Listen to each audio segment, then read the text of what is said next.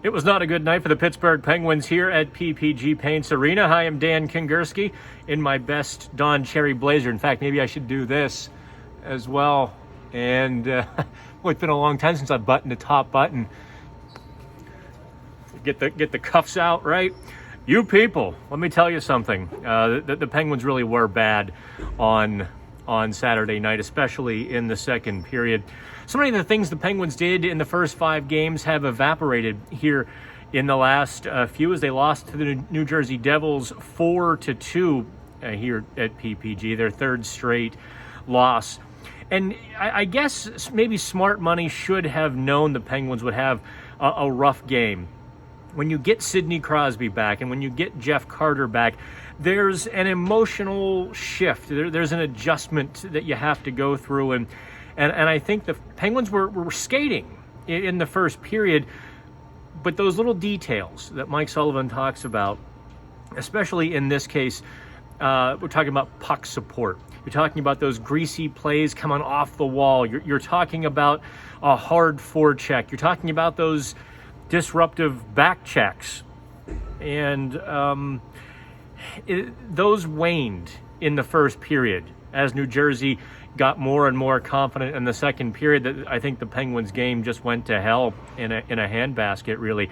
The Penguins were the house that handed out popcorn balls and candy corn in the second period, as New Jersey just blitzed them for the first 17 or 18 minutes. The Penguins did have a late flourish and a late rally in the period. In the last couple minutes, they fired off several shots, in fact, to kind of close the statistical gap. But there was a huge, I think, momentum gap. There was a huge emotional gap.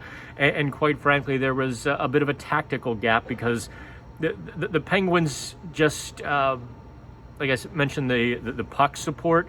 If you watch the game back, they're spread out. And when a team spreads out, that allows the opponent to isolate the puck carrier, and separate them from those little 5-foot ups that the Penguins have used so well this season when they simplify their game. Look, make no mistake, the Penguins' first goal by Danton Heinen was as greasy as you get. Heinen created the turnover at center ice with a good back check, getting back to play defense. Juuso Riikola drove the net, but there was also multiple bodies already there or getting there. And that created space for Heinen about 10 feet from the net to bury a rebound. The Penguins outnumbered the Devils at the Devils' own net. And that's something that is a rarity for the Penguins. Their fourth line lit the way, I thought, with some of that greasy play. But you really can't ride a fourth line. It certainly isn't the New York Islanders, right? So Tristan Jarry, absolutely brilliant. You can talk about the penalty shot. Sid said he thought it was a penalty. Maybe. Didn't like the call. Sullivan said it didn't matter what he thought. They called it anyway. I'll let you be the judge if that should have been called or not.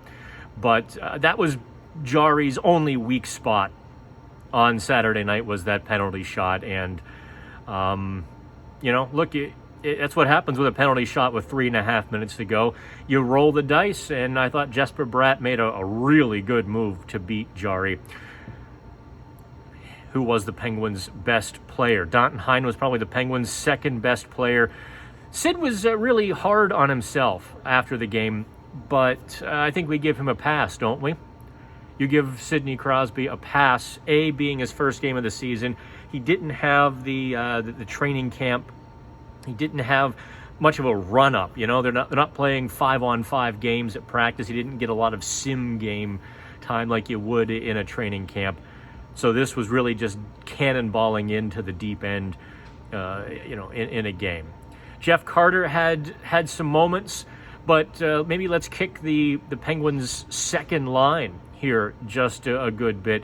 Kasperi Kapanen still goalless on the season, 4 assists. He's been a non-factor in the last 3-4 games. Jason Zucker has those intense moments where he impacts the game, but he doesn't consistently do it.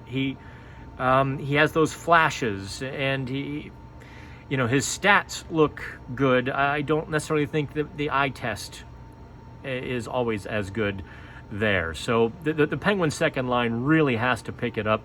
Jake Gensel, you'd think with $6 million he could buy a goal. Couldn't do that as well. So we're over my 5-minute major penalty limit here from the ice at PPG Paints Arena. I'm Dan Kingerski with Pittsburgh Hockey Now.